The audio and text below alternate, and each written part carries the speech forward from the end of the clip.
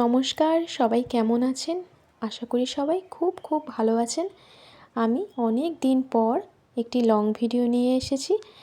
বহুদিন ভিডিও দেওয়া হয়নি, তো সবাই বুঝতেই পারছেন দেখে এটা একটা রেসিপির ভিডিও। তো চলুন আপনাদের সঙ্গে একটা মিষ্টির ভিডিও শেয়ার করি।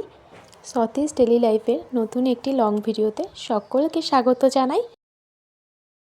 আজ যেটা বানিয়ে দেখাবো সেটা হলো গাজরের রসমালাই। তো আপনারা সবাই বানাতেও পারেন বাড়িতে, আর যারা বানাননি তারা একটু লাস্ট অবধি সাথে থাকুন, দেখুন ভালো লাগবে। প্রথমেই আমি 6-7টা মতো গাজর নিয়ে নিয়েছি। গাজরগুলোকে ভালো করে খোসা ছাড়িয়ে পিলার দিয়ে তারপরে আমি গোল গোল করে কেটে নিয়েছিলাম।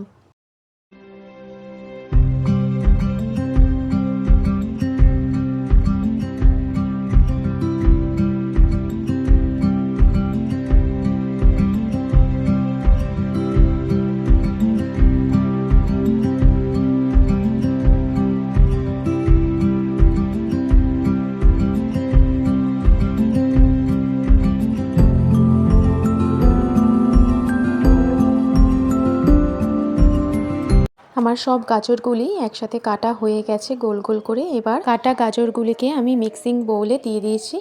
1/2 কাপ মতো চিনি অ্যাড করেছি। আপনারা যে পরিমাণ মিষ্টি খান সেই পরিমাণ মিষ্টি দেবেন, কারণ গাজরও মিষ্টি থাকে, তো সেই তুলনায় অল্প করে দিতে হবে মিষ্টিটা। এরপর ওভেনে প্যান বসিয়ে প্যানটা গরম হলে তার মধ্যে 1 চামচ ঘি দিয়ে দিয়েছিলাম। তো ঘিটা গলা অবধি একটু ওয়েট করতে হবে। এই ঘিয়ের মধ্যে আমি একটা এলাচ দিয়ে দিয়েছি। এলাচটা একটু ফাটিয়ে দিতে হবে, তাতে ফ্লেভারটা বোঝা যাবে। এরপরে গাজরের পেস্টটা এর মধ্যে আমি দিয়ে দিয়েছিলাম। খুব ভালো করে নাড়তে থাকতে হবে প্রথম, না হলে কিন্তু লেগে যাওয়ার সম্ভাবনা থাকবে। কিছুক্ষণ পরে এর মধ্যে 1/2 কাপ মতো গুঁড়ো দুধ আমি অ্যাড করে দিয়েছিলাম। গুঁড়ো দুধটা দেওয়ার সাথে সাথে কিন্তু খুন্তি দিয়ে ভালোভাবে গাজরের সাথে মিশিয়ে দিতে হবে এটা, যাতে কোনো লাম্পস না থাকে। ওটা দিয়ে ভালোভাবে মিক্সড করতে হবে। এরপরে আমি একটা সন্দেশ দিয়ে দিয়েছি। যদি সন্দেশ না থাকে, না দিলেও কোনো ব্যাপার না। আমার কাছে সন্দেশ ছিল বলে আমি দিয়ে দিয়েছি, যাতে মিষ্টিটা একটু ঘনত্বটা গাঢ় হয়ে যায় তাড়াতাড়ি, তার জন্য। গুঁড়ো দুধ অ্যাড করার আগে আমি কিছুটা গরুর দুধও অ্যাড করেছিলাম। দেখুন এটা নাড়তে নাড়তে পুরোটাই শুকিয়ে এসেছে, একদম ক্ষীরের মতো তৈরি হয়ে গেছে। একটা প্লেটের মধ্যে আমি নামিয়ে নিয়েছি।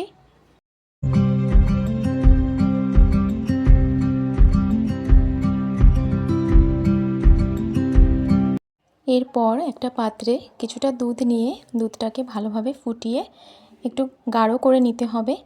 একটু ফোটার পরে এর মধ্যে 2 হাতা পরিমাণ গুঁড়ো দুধ অ্যাড করে ভালোভাবে মিক্সড করে নিয়েছিলাম, যাতে দুধটা ক্রিমের মতো হয়ে যায় আর খেতেও খুব টেস্ট হবে। আর এই একটু আমুলের ফ্রেশ ক্রিমও এর মধ্যে আমি অ্যাড করেছিলাম। 2 পিস সন্দেশ ছিল আমার কাছে, তাই এর মধ্যে আমি সন্দেশের পিস দুটো দিয়ে ভালোভাবে মিশিয়ে দিয়েছি দুধের সাথে, যাতে টেক্সচারটা খুব ভালো আসে। ক্রিম একদম ঘন ক্রিম যেমন হয় সেরকম হয়ে যাবে। এর মধ্যে আপনারা একটু গাজরের পেস্টও দিতে পারেন, তো আমি আর গাজরের পেস্ট দিলাম না। গাজরের পেস্ট দিলে কালারটা একটু গাজরের মতো হবে, তাই অল্প পরিমাণে দিলে ভালো, না দিলেও কোনো ব্যাপার না। এরপরে হাতে একটু ঘি মাখিয়ে গাজরের যে ডোটা বানিয়েছিলাম তার থেকে অল্প অল্প নিয়ে লাড্ডু বা নাড়ু যেভাবে গোল গোল করে করা হয় সেভাবে পাকিয়ে নিতে হবে। একদম প্লেন করে সুন্দরভাবে এটা করে নিতে হবে। দেখুন আমি সবগুলো করা হয়ে গেছে আমার। 4টে গাজরে আমি করেছিলাম, 6-7টা গাজর আর আমি করিনি। দেখুন তাতে অনেকগুলোই কিন্তু হয়েছে লাড্ডু। তো এর মধ্যে সেই ঘন গাঢ় দুধটা ক্রিমের মতো যেটা হয়েছে সেটা আমি এর মধ্যে দিয়ে দিয়েছি। অল্প অল্প করে সব বাটিগুলোর মধ্যে দিয়ে দিতে হবে, যাতে সবকটা লাড্ডু একদম ক্ষীরের মধ্যে ডুবে থাকে। আপনারাই বলুন দেখতে কেমন লাগছে, দোকানের রসমালাইয়ের মতো কি লাগছে? তো কমেন্টস করে অবশ্যই কিন্তু জানাবেন। আর হ্যাঁ, আর একটা জিনিস দিলে পুরো দোকানের মতন মনে হবে, সেটা হচ্ছে পেস্তা কুচি। উপর থেকে পেস্তা কুচি ছড়িয়ে দিয়েছিলাম আমি। দেখুন কতটা সুন্দর লাগছে দেখতে। দেখতে যেমন সুন্দর হয়েছে, খেতেও কিন্তু দারুণ হয়েছিল। তো এরকম ঘরোয়া উপকরণ দিয়ে বাড়িতে ঝটপট চটজলদি বানিয়ে ফেলুন গাজরের রসমালাই। বাড়িতে যদি সবাই মিষ্টি খেতে ভালোবাসে তাহলে তো কোনো কথাই নেই।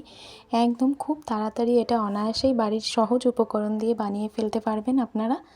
তো ভিডিওটা ভালো লাগলে অবশ্যই লাইক, কমেন্টস এবং সাবস্ক্রাইব করতে যেন ভুলবেন না। তো আজকের মতো এখানেই বিদায় নিচ্ছি। ভালো থাকবেন, সুস্থ থাকবেন। দেখা হচ্ছে পরবর্তী কোনো ভিডিওতে।